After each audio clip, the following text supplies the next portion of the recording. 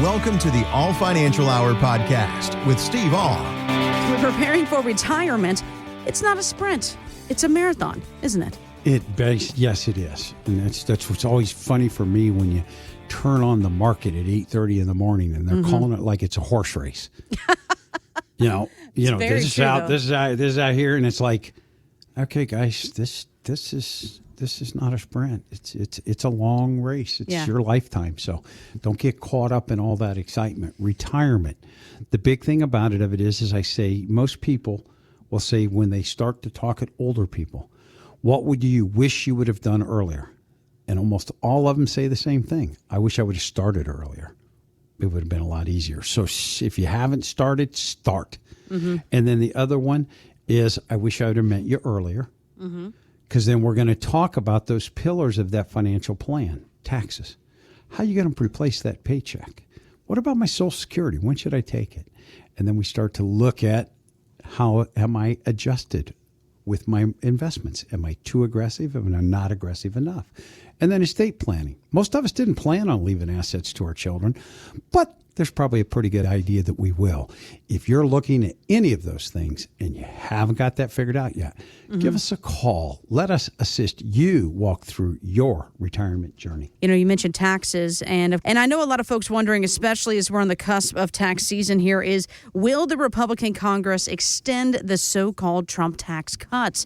You have tax guru here, Ed Slott. He says he thinks so, and he tells Morningstar that no one should take the lowest tax rate in history for granted. Every year you have low tax brackets like we have now. Take advantage of them every year. Don't start slowing down just because you know you may have more years of this. Take advantage of every year you have. And if we keep having low rates, take advantage of Roths while we can get them on sale. Taxes are on sale. Everybody likes a sale. You can get tens of thousands of tax savings now. So think about it like that. If taxes were on sale year after year, take advantage of that. I myself love a sale, Steve. You know this about me.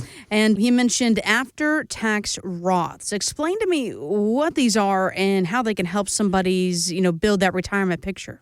Well, I think one of the things that probably surprises me the most about Roth accounts is when I say, now you do realize if you convert to a Roth, you will have to pay the taxes.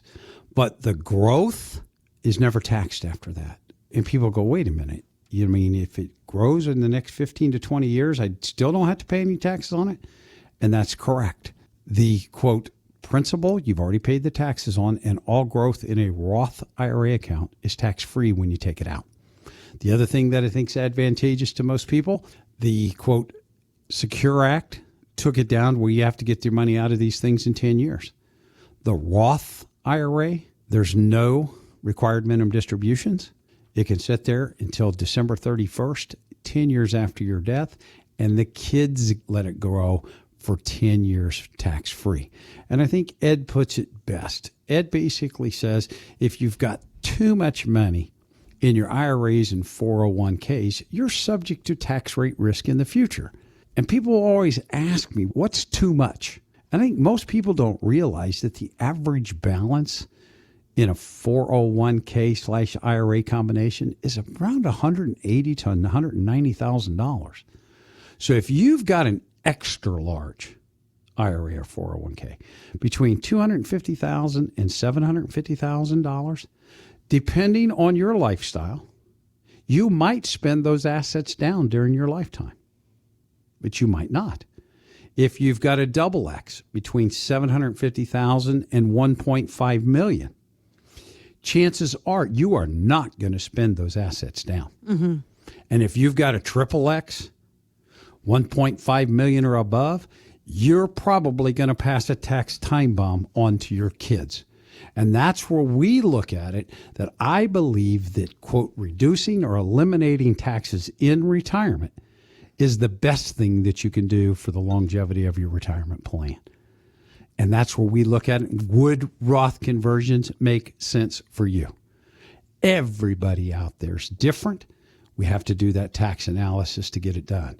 I do think we have the advantage that we're not limited to the end of 2025, which we were prior to this election. Something was going to happen by the end of this year. I believe we're under that same method, we're going to get probably another 6 to 7 years. So if you're in that tax where you might leave a tax time bomb onto your kids, give us a call. Let's do the Roth conversion, because I've met a lot of people. They said, I wasn't planning on giving money to my kids. And I said, would you let her leave it to your kids, or would you rather give it to the IRS? You pick the choice. Thank God I've never had anybody said, I'd just as soon leave it to the IRS. It's kind of interesting. It's estimated that on Super Bowl Sunday, of course, that was over a month ago here, Americans consumed nearly 140 million pounds of avocados. But can avocados be too much of a good thing? Stick with me here, Steve. Here's comedian Sheng Wang, and this is their thoughts. I'm a little stressed out. I found out I got too many ripe avocados. They just creep up on you. They're so expensive, so I buy a bundle so I can save a little bit. But you can't eat them for like 6 to 8 days. I didn't put it on the calendar. I forgot I bought avocados. You find one ripe avocado, that's a moment of joy. You find a bag of 5, that's a crisis. They got 24 hours to eat 5 avocados. You only got one move, guacamole. That's all you can do. Guacamole is like the banana bread for avocado. Oh my gosh, 100%. Oh my gosh, Steve, I'm guilty of this. I go to the store, I'm like, this is great. Let me get 4 or 5 of these things. I forget about them, and then he's exactly right. You got 24 hours to consume them all. And I've never figured out, and I know my wife's told me probably 2 to 3 times or more, that how you push on the end and I don't know all that. Yeah. How to figure out it's but that's right. It's either too ripe or not ripe enough. Yeah, where's the balance in the avocado world? Goodness gracious. Well, again, there's that short window where an avocado is ripe. So exactly what we're saying here, you wait too long, it's past its prime, and then if you go too early, it's not good enough. And it got me thinking about the same idea with retirement here, because if you wait too long to enjoy your savings, you might miss out on some of the best senior years of your life here. So how do you help, clients find that balance between spending early, preserving wealth, and all that kind of stuff?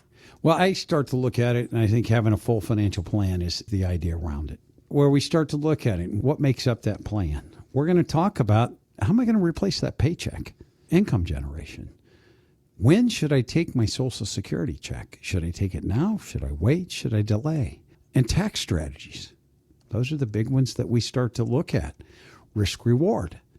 How much risk am I willing to take? Because all of those things fit into the financial plan. And then we look at it and say, okay, here is what it cost you to live. I usually tell people when they're getting in that first 2 to 3 years of retirement are usually the most expensive. Why? Every day Saturday. All those honeydew products that somebody might have put off to the deal, now they're going to get done. So I think those first 2 years are rather expensive. Then we look at the latter 2. If there's sickness, they become very expensive also. But it's that idea of where am I at in the middle of this thing? And there are some times when people actually sit down and talk with me. We're looking at where they're at, how much they're spending, what are they doing with it? And the thing that I hate to hear the most is when you do one of those, the children come in and all of a sudden they say, I can't believe mom and dad had this much money. Why didn't they do more? I don't want to hear that. And I do when I look at clients that are massively underspending. What are those bucket list things that you want to do? Let's do them now before you get too old to enjoy it.